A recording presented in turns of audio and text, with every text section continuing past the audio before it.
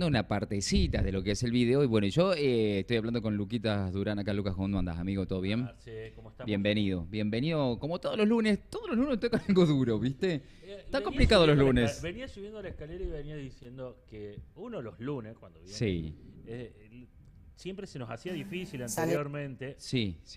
Algo en el auto. Se nos hacía difícil, teníamos que remar para buscar información. Ahora tenemos de todo para hablar. Es como que los En la era domingos, Milei tenemos los todo. domingos explota todo, vuela todo. Entonces Y los lunes para tenemos. información. Antes hablábamos de cualquier cosa y ahora Claro, hablamos. teníamos que andar dibujando los temas.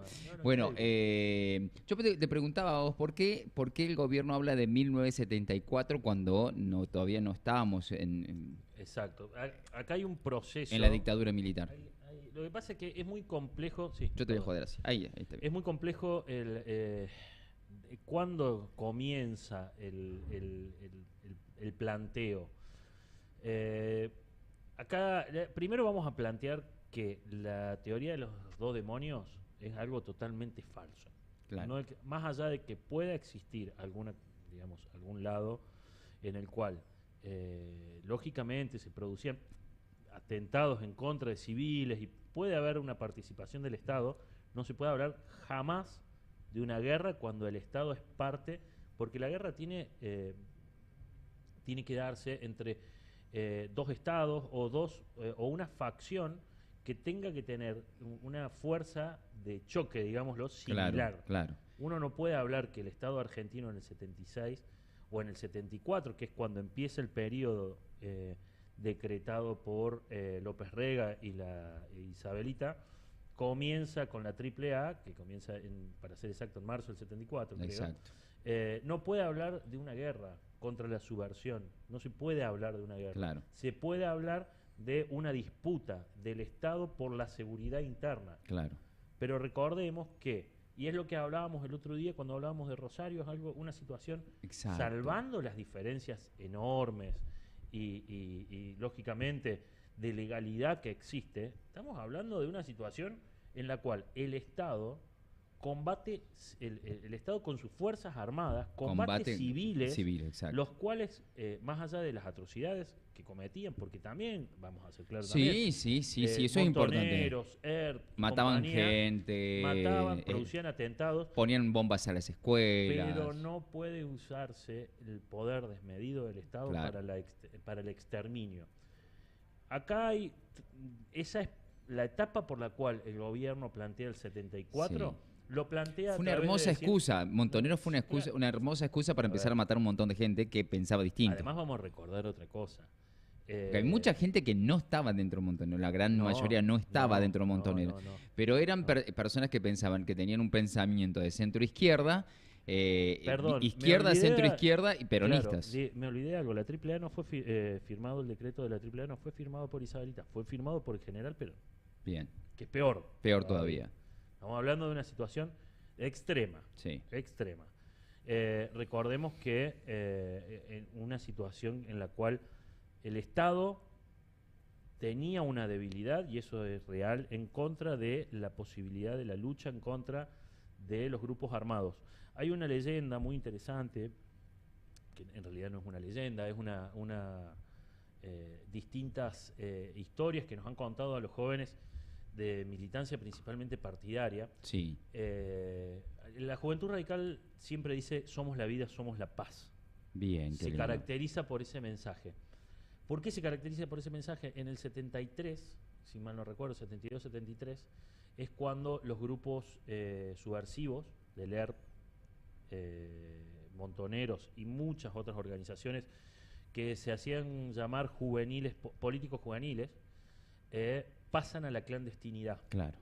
Y hacen una reunión, que yo la verdad que no recuerdo dónde había sido, donde juntan a todas las juventudes políticas, en el cual el radicalismo lleva a sus delegados y plantea que que el radicalismo no puede pasar a la clandestinidad y que tiene que garantizar, y que no es el camino la violencia, sino que el camino a la revolución o a la reforma, hay que diferenciar entre partidos reformistas y revolucionarios, es a través de la paz y de la discusión política. Tal cual.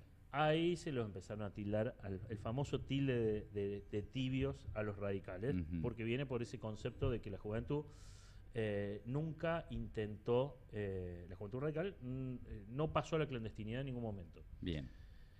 A partir de esos eventos, los grupos armados de izquierda comienzan una serie de atentados que ya venían produciéndose, pero que hacen que el Estado tenga una reacción básicamente, digamos, de postura de tirar las Fuerzas Armadas en la calle, cosa que no había sucedido con anterioridad. Con anterioridad, los que actuaban era la policía de cada uno de los lugares, hasta inclusive la Policía Federal, pero no había el ejército en la calle. Se produce el derrocamiento el golpe de Estado, de Isabel, y comienza una persecución. Y acá hay que hacer un paréntesis.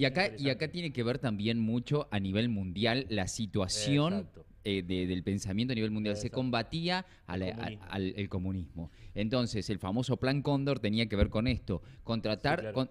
Estados Unidos tenía una fuerte movida a nivel de toda Latinoamérica. En los 60 habían llevado a todos los coroneles y altos rangos del Estado militar de toda Latinoamérica, y marco Latinoamérica, no Sudamérica, a diferentes campos en los cuales se les instruía sobre tácticas militares. De cómo manejar, de cómo combatir al comunismo. Al comunismo, exactamente, a través de cómo combatir a las guerrillas. Recordamos que también el método de combate de la izquierda era a través de las guerrillas. Claro. En Argentina se ve mucho en Tucumán. Fue más fuerte en Colombia. En Colombia, fue mucho más fuerte en Ecuador también en su momento. Hasta en Brasil mismo fue muy importante las guerrillas. La intención de los gobiernos estadounidenses en ese momento era la intervención a los gobiernos civiles a través de los militares. Claro. Se dio mucho, por ejemplo, Argentina, Chile, Uruguay, Brasil, Paraguay, Bolivia, y creo que en Sudamérica los únicos dos que no tuvieron golpe de Estado fue Colombia y Venezuela. Esa es la paradoja, ¿no? Sí, después de tantos años, Venezuela no tuvo golpes de Estado, pero con la particularidad de que además había quedado como el único gobierno democrático con fuerza como para combatir el Plan Cóndor, más allá de que eran aliados de los gobiernos de Estados Unidos, a punto tal que recibían a aquellos que tenían que emigrar de su país, a todos los exiliados.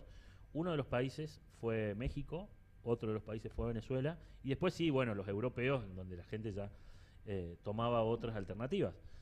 A partir del 24 de marzo del 76 comienza la operación más sanguinaria y sangrienta que tiene memoria, no solamente la historia argentina, sino también la historia mundial en contra de civiles. Sí, eso es lo más importante, eso es una de las cosas muy importantes de destacar. Sí.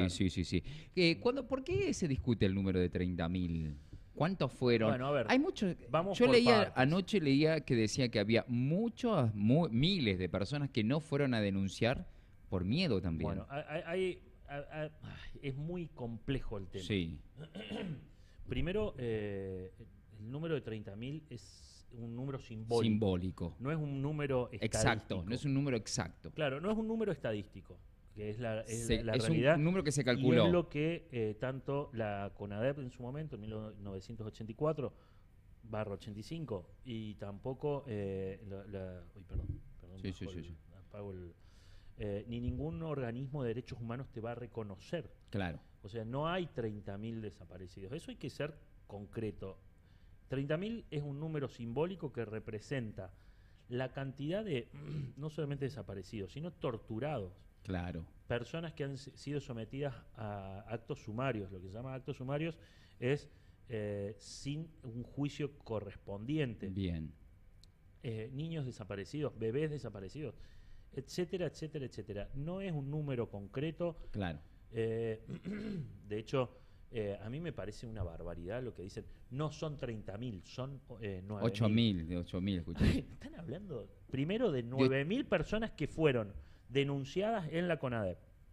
Claro. O sea, que no todos fueron denunciados. que no fueron obviamente todos Porque hay mucha denunciados. gente que tuvo miedo y Pero, no fue a además, hablar y estamos denunciar hablando su... también de exiliados, estamos hablando de un montón de... Exiliados. A ver, cuando hablamos de 30.000 desaparecidos, estamos hablando de 30.000 visibilizaciones. Claro. No estamos hablando de personas que han fallecido, que han sido desaparecidas. No, además de eso, hay números ilimitados de gente que falleció por tiroteos, por, no sé, que las encontraban muertas en la calle. Claro. Y un montón de gente que ha sido no solamente desaparecida, sino también fusilada y que ha sido entregada. Hay un caso muy emblemático, que es la mamá de una compañera de lucha del radicalismo, de Guadalupe Mías, que una militante del partido de izquierda, la cual la fusilaron en una persecución policial, supuestamente, algo que quedó demostrado que no existió, Claro. que fue secuestrada. Una vez que fue secuestrada, fue puesta en un auto ya muerta. Sí. ¿Me entienden? O sea, Sí. hay muchas situaciones que tenemos que relacionar no solamente con el 30.000, sin contar que aunque hayan sido 100, aunque hayan sido 10, el poder del Estado nunca puede ir en contra de un civil. Bien. Jamás. Yo invito Entonces, a que si alguien tiene oportunidad de hablar con gente con los pocos que quedan, porque quedan pocos lamentablemente vivos, hay mucha gente que te puede contar historias, y si no, hacete una llegadita a La Perla. No, lo de La Perla. Impresionante. La Perla 2. Yo estuve en La Tiros, Perla, y es una cosa que te da escalofríos. Bueno, yo tuve la suerte. Las fotos que hay. Mira, yo tuve la suerte de estar en la ESMA hace muchos años, cuando se hizo museo, en un tiempito después. Tuve la suerte de estar en La Perla. Tuve la suerte de estar en Alemania, en el centro de concentración que está muy cerca de Berlín, que se llama... La misma sensación, ¿no? Una sensación de piel de tristeza y de una piel de gallina impresionante, de sentir que una persona no vale. Eso es lo principal. Acá lo que hay que destacar es que los derechos humanos son para todos, no solamente para aquellos que no tienen derecho supuestamente. Todos tenemos un derecho a ser juzgados por un tribunal, todos tenemos derecho a tener nuestro juicio, tenemos derecho a tener nuestra defensa, más allá del hecho más aberrante que se pueda cometer. Claro. Uy, perdón. No, en este caso, estoy tirando toda la mesa. No. En este caso, y es lo más importante que destacar, el proceso de unificación o de cerrado de las heridas en nuestro país fue un proceso único. Exacto. Único. El mundo puso los ojos, porque en una situación única en el mundo, gracias a Hubo dos personas que fueron fundamentales. Y el doctor Alfonsín uno, que permitió que tuvo huevos para hacerlo. No, ayer estaba escuchando al presidente Alfonsín. de mi partido decir que él tuvo la suerte de juntarse muchas veces con Dante Caputo, que Dante Caputo... Caputo. No, los Caputo. No. Esta hora. Del otro lado está Dante Caputo fue canciller del gobierno de Alfonsín. Muy protagonista del gobierno de Alfonsín. Muy protagonista, principalmente. Y ahora vamos a tocar un poquito ese tema también y a hacer otra nueva reivindicación de Alfonsín, más allá de todas las que se han hecho. Martín contaba ayer, dice, yo he tenido la suerte de comer con Caputo en otras ocasiones, y Caputo nos decía, y a mí también me tocó la suerte de estar con Carlos Becerra, y Carlos Becerra expresar una situación similar, decirnos, bueno, a ver, ¿qué posibilidades creen ustedes que tenemos de finalizar nuestro gobierno? Caputo le decía, bueno, un 50, 60, 70%. Y Alfonsín le decía, si es un 20 es un montón. Sí, es un 20. Porque, tenemos que hacer fuerza para que sea más alto. Claro. Era la situación en la que se encontraba el Estado en ese momento. La situación era crónica. Muy compleja. Crónica. Entonces, tambaleaba. Yo era muy chico, pero ¿qué pasa? Después, con el tiempo, cuando en mi carrera de periodismo, cuando empezás a estudiar todo esto, empezás a ver, y vos empezás a unir la historia con lo que a vos te pasó. Yo voy a contar el momento que fue fuerte y que nunca me voy a olvidar del miedo de mi madre. Campo de Mayo. 86. Semana Santa. Yo estaba en la iglesia, yo iba a la iglesia allá en la esquina de todos los comentarios. Atenas y Paraguay. Estaba en Atenas y Paraguay yo estaba en la iglesia, me pasaba todo el día en la iglesia. Ahí en esa época estaba todo el día en la iglesia, era monaguillo. Bajaba bueno, abajo, estaba en catequesis yo y yo siempre vivía a 6, 7 cuadras de ese lugar. Salía de ahí, me iba a jugar a la casa de amigos, pasaba y después volvía a mi casa. En aquella época era muy normal, Totalmente. era muy normal. Bueno, yo salgo de la iglesia, mi vieja parada en la puerta de la iglesia. Digo, ¿qué hace mi mamá acá? El papelón que uno cuando es... que no quiere que te vayan a buscar, te haces el grande. Y me dice, no vas a ningún lado, vamos a casa porque hay un golpe de Estado. Yo me acuerdo... ¿Qué tuve que...? Escuchate esta. Había una amiga de mi mamá que me había regalado un disco, mi primer disco de rock nacional, que lo amaba, que había canciones como No llores por mí, Argentina, de Serú Girán. Claro. Había un zurdito. Vamos a casa y rompes el disco. Yo llorando, porque me encantaba ese disco. Era todo rock nacional. Tenía Los Abuelos de la Nada. Yo escuchaba, rompí el disco en un montón de pedacitos, me lo hicieron romper y quemar. Mirá el susto de mi madre, ¿no? Bueno, yo tengo yo era muy chico. El susto de mi madre. En ese momento tenía 5 o 6 años. Me parece que todavía no había llegado a los 6 años. Y tengo la imagen, en ese momento mis padres eran militantes de la Juventud Radical. Tengo la imagen de ver en el televisor a Alfonsín saliendo en el helicóptero. El susto, pero estábamos en la municipalidad. En el gobierno, era el gobierno de Carlos. Mi familia siempre fue muy, muy amiga de Carlos Felpeto. Claro. Y me acuerdo estar en la municipalidad. Ya había muerto Grimberg ahí. Ya había muerto Grimberg hace un año. Claro. Carlos Felpeto era el intendente y estar, pero no solamente yo y mi familia, era toda la Juventud Radical en la municipalidad, por las dudas que se animen los milicos a ir. A entrar. Yo no para sé resistir. qué hacía ahí, para resistir. claro, ¿Qué? 5 No, qué años. locura. Pero tengo la imagen, es más, tengo la imagen en la cual, si yo mal no recuerdo, o sea, hace 40 años pasó esto, la que hoy sería la Secretaría de, donde está, me parece que es donde está Juan, en la Secretaría de Gobierno, el televisor puesto y todos viendo la situación de la imagen de Alfonsín yendo y vitoreando y gritando. Y me acuerdo de la gente pidiendo que se combata esa situación, lo que marcó un hecho que también fue destacable para Alfonsín. Mucha gente lo criticó después porque después de ese punto vino Obediencia Debida, punto final. Pero hay que considerar que lo más importante para el gobierno constitucional en ese momento era llegar a 1989. Tal cual. No importaba el resto. Porque una vez que... Y hoy está consolidada la democracia, claro, porque hoy ni pensamos siquiera que haya una chance, ni siquiera una chance, por más que el presidente por ahí diga algunas pavadas. Yo creo que muchas veces el presidente lo hace, de ignorante a veces. Porque del otro lado también no quiero decir que sea un ignorante, o sea, que ignora muchas cosas de lo que se vivió en esa época y muchas veces me parece que estaría bueno sentarlo al presidente y hablar. Yo creo que va a recapacitar con un montón de cosas que dijo del doctor Alfonsín, que me parece que son gravísimas, pero que no... Yo les voy a dar un ejemplo. No está bueno. En la cátedra de Derecho Internacional de Harvard, uno de los temas que se estudia es el juicio de las juntas militares. Exacto. Hay tesis hechas, no por argentinos, sino por extranjeros, hechas sobre la centralidad. Y podemos discutir un montón jurídica. La película 1985, pero que obviamente que hay cosas que se han obviado, que no están buenas, pero miren, por lo menos miren lo que significó el concepto del laburo que se hizo, Yo creo el concepto del laburazo que se hizo. Yo, como todo radical pavo, en algún momento yo tengo el discurso de Estracera, el cual tuve el honor de conocerlo creo que un par de meses antes de morir. Lo trajimos una vez a Córdoba a dar una charla y escuchar a un tipo que no tenía, más allá de su formación radical, no era, que eso es otra cosa destacable de Alfonsín.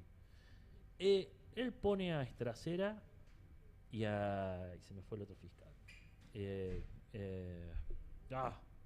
¿Al más jovencito? Sí, bueno. Bien. Me sale López, pero no es López. Pone a los dos fiscales, que eran dos fiscales de carrera judicial. No pone dos fiscales con orientación radical. Moreno Campo. Moreno Campo. Un gran jurista. De hecho, llegó a ser fiscal general de la Corte Internacional de Derechos Humanos de La Haya. O sea, sí. Gracias también mucho tuvo que ver el juicio de las juntas. Hay algo que destacar, que ninguno de los dos tenía una base de militancia radical. Exacto. Más allá de que algún juez, como era Gilavedra, podía llegar a tenerlo, muchos de los jueces también que estuvieron juzgando a los militares eran juristas. Escuchar a Estracera, escuchar a Gilavedra, en su momento tuve la suerte de estar con Pepe Liachev, quien hizo un libro maravilloso sobre el juicio de las juntas. Escucharlo te da una dimensión de lo que pasaba. A los tipos empezó el juicio, me parece que había empezado, si mal no recuerdo, un 8 de diciembre. Tuvieron un año para dar la condena, y ese año que estuvieron, los tipos todos los días recibían amenazas. Todos los días. Sí, es impresionante. Que muestran un poco en la película, se muestra un poquito eso, pero fue muy duro. Fue muy tremendo. No se toma real dimensión de lo que. Y ahí mostraba la dimensión del poder militar. Sí. Y mostraba lo que seguía teniendo a pesar de que ya había democracia. Por eso uno lamentablemente cuando ve el video institucional que hizo el gobierno, primero le produce mucha bronca. Yo venía escuchando a Tenenbaum recién y me decía que habían ido a la plaza principalmente porque les había producido esa sensación de bronca al ver el video. Claro. Que dio el gobierno, que tuvimos que lo vimos un poquito nosotros. Vimos un pedacito, nada más. Son 12 minutos, es muy largo, por eso no. Y realmente a mí me dio primero mucha bronca, después me dio mucha tristeza. Yo no podía ir, lamentablemente no podía porque tengo gente en casa, pero no pude ir a Córdoba, pero me daban ganas de agarrar el auto y llevar a mis hijas a la marcha. Claro. Para que nosotros... Para que tomemos conciencia. Claro, nosotros tenemos que ser los que marquemos, en serio, nunca más. En serio, pero nunca más. Ni de un lado ni del otro. Ni montoneros, ni militares, tal cual, ni carapintadas, ni el ERP. Nunca más ninguno. Estamos en una etapa de la vida en la cual no sabemos por qué tanto un gobierno como fue el anterior, como este gobierno, nos están llevando 40 años para atrás. Sí. Estamos retrocediendo. Yo creo que son cuestiones que avanzar. Para que no nos demos cuenta las giladas que están pasando en este país. Pero claramente hay una desesperación por sacar algunos temas que ya tendrían que estar enterrados. ¿Y para qué reivindicar un golpe militar o para qué reivindicar una lucha que pasó hace 40 años? Lo que tenemos que hacer es mirar para adelante sabiendo, como dice siempre, un pueblo que repite sus errores está destinado a la derrota, pero permanentemente tenemos que seguir para adelante. Creo que el desafío está en los padres, que tengamos que enseñar a nuestros hijos para que no repitan como loritos, sino que conozcan un poco de la historia. Mirá lo que me pasó el sábado, me acordé recién. Sí. El sábado yo estaba con mi hija llevándola a un cumpleaños, al cumpleaños de gente que vinculada con el canal también. Bien. No directamente, pero indirectamente. Claro. Bueno, estábamos yendo para las Jarizas. Y iba con mi hija y con otra nena más también del curso. Y empezaron a hablar, y yo iba, no, porque el viernes tuvimos el acto de la memoria, la verdad y la justicia. Ya se lo sabían de memoria. Eso ya me pegó. Ah, mirá qué interesante. No, estuvimos una hora ahí al rayo del sol, con mucho calor, qué sé yo. ¿Pero escucharon algo? Y un poquito, y saben por qué, y saben qué pasó. Y no, y bueno, intenté explicarle, porque es un desafío también para alguien como yo, poder explicarlo de forma pedagógica. Tal cual. Se quedaron heladas. Hay que hablarle a nuestros hijos. Totalmente. Y creo que hay que ser muy objetivos también en cómo hablar. Porque no puede ser ni de un lado ni del otro. Lo más objetivo posible. Explicar lo que pasó. Tal cual. Luquitas, gracias por venir a charlar con esto. Una persona que sabe mucho, que conoce mucho y está bueno. Y hoy teníamos fórmula jubilatoria. Tenemos todavía. Tenemos para charlar. Un rato largo para charlar, pero me parece está bueno hablar que de es esto. lo que hablamos siempre. Hay que reivindicar este hecho. Así es. Verdad, memoria y justicia es lo más importante para los pueblos. Y nunca más. Y nunca más. Nunca más. Amigo, gracias por venir. Un placer y siempre, muchas gracias. Hoy, muchas gracias